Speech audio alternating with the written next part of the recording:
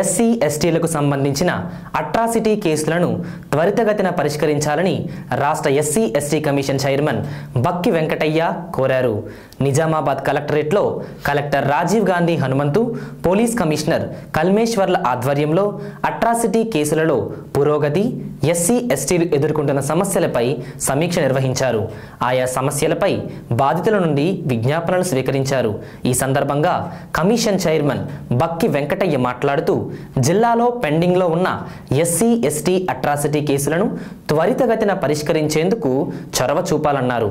అన్ని రకాల పెండింగ్ కేసులను నెల రోజుల్లో పరిష్కరించాలని, అవసరమైతే స్పెషల్ డ్రైవ్ ఏర్పాటు చేసుకుని నిర్ణీత గడువులోపు పరిష్కరించాలని సూచించారు.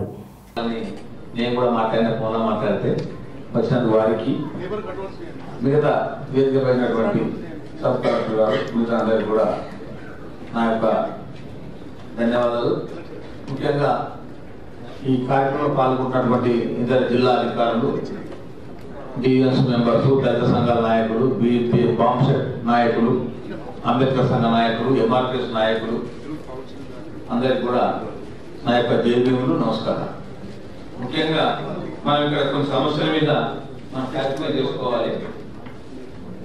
ఏంటంటే మీరంతా చూస్తున్నారు, రోజు ఎస్సీ ఎస్టీలపై దాడులు ఏదైనా జరుగుతున్నాయి, మరి ఎట్లా చూస్తూ ఉన్నారు. ఇక్కడ కూడా ఒక గ్రామాభివృద్ధి కమిటీ చాలా రోజుల నుంచి, ఒక 30 సంవత్సరాలు 40 సంవత్సరాల నుంచి ఇక్కడ పేరు పాసుకపోయి ఉన్నాయి. నాకు కూడా తెలుసు, కొంచెం నిజామాబాద్ జిల్లాతో 5వ సంబంధం ఉంది నాకు. మరి నేను అంకాపురం అప్పుడప్పుడు పోతుంటా, చూస్తుంటా కొన్ని గ్రామాలలో.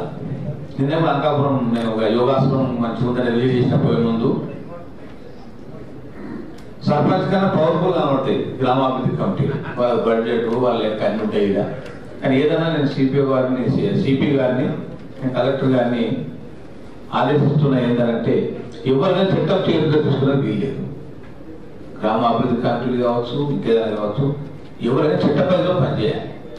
సర్పంచ్ కూడా ఎవరు సర్పంచ్ ఉండాలి, ఎంపీసీ కూడా ఎవరు ఎంపీసీ ఉండాలి, మల్లపేట కూడా ఎవరు మల్లపేట ఉండాలి, జేపీసీకి, జిల్లా చైర్మన్కు, మేయర్ గారికి, కార్పొరేటర్లకు ఎవరి గౌరవం వాళ్ళకు ఉండాలి. కానీ చట్టాన్ని చేతిలో తీసుకోవడం అంటే ఎప్పుడు కూడా ఉపేక్షించరు. మరి వాళ్ళ మీద కఠినమైన చర్యలు ఉంటాయి.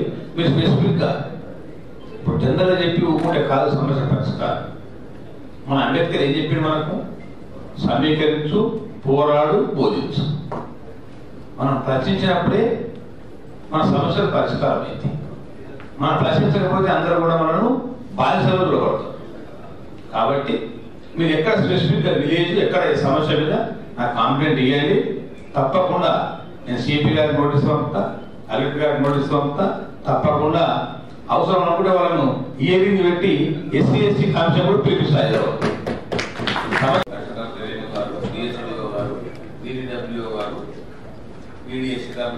తీసుకున్నా కానీ చట్టం అందరికి సమానమే, చట్టం కోరుకుంటాం కాదు.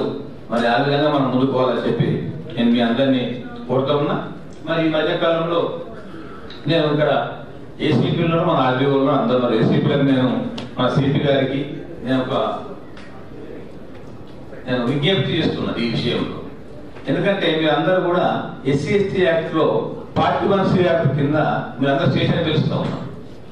దాంతో చట్టం నిర్వీర్యమైన ప్రమాదం ఉన్నది. నేనేమంటున్నంటే నేను దీని విషయంలో డీజీపీ గారు లెటర్ రాసిన, మా యొక్క నేషనల్ కమిషన్ మెంబర్ ఉడపల్లి రామచంద్ర గారిని కూడా మా కమిషనర్స్ పిలిపించినాం. మేము మెమోరాండం ఇచ్చినాం. ఎస్సీ ఎస్టీ కమిషన్ తెలంగాణ తరఫున మెమోరాండం ఇచ్చినాం. నేను గౌరవ ముఖ్యమంత్రి గారి దృష్టి కూడా ఉంచబోయినా. ముఖ్యమంత్రి గారు ఏమన్నంటే, మీకు తెలియదు గారు ఎంకన్నా తెలుసు కదా మీకు, అది సుప్రీంకోర్టు ఆర్డర్స్ ఉన్నాయి, 7 సంవత్సరాల లోపల శిక్ష ఉన్నటువంటి కేసుల స్టేషన్ పిలుస్తూ ఉన్నారు. అది అక్కడి నుంచి మళ్ళా ఇది అప్లికేబుల్ కాదు, SC ST commission SC case వల్ల అప్లికేబుల్ కాదని సుప్రీంకోర్టు ఒక ఆర్డర్ తప్ప మన చేతులు ఏం లేదని కూడా మనం మాట్లాడడం జరిగింది. నేను దాని పర్యవసానంగానే ఇలా మన 1వ తారీఖు నాడు Hussain Naik ST commission member కూడా మన ఆఫీస్ పిలిపించినాం, మెమోరాండం ఇచ్చినాం. మేము ఢిల్లీకి కూడా ఈ నెలాఖరులో పోయి సోషల్ జస్టిస్ మినిస్టర్ కలుస్తున్నాం, లా మినిస్టర్ కలుస్తున్నాం, రాష్ట్రపతి కలిసి కూడా మరి ఎస్సీ ఎస్టీ యాక్ట్ నిర్వీర్యం అవుతుంది, ఇది అక్లిబుల్ కాదు అని చెప్పి ఒక ఆర్డర్ కావాలని చెప్పి కూడా మా వంతు ప్రయత్నం మేము చేస్తూ ఉన్నాం. మరి అంతవరకు మా సిపి గారిని నేను కోరేది ఏంటంటే, కొంచెం ఎస్సీ ఎస్టీ కేసు బుక్ అంటే భయం ఉండాలి.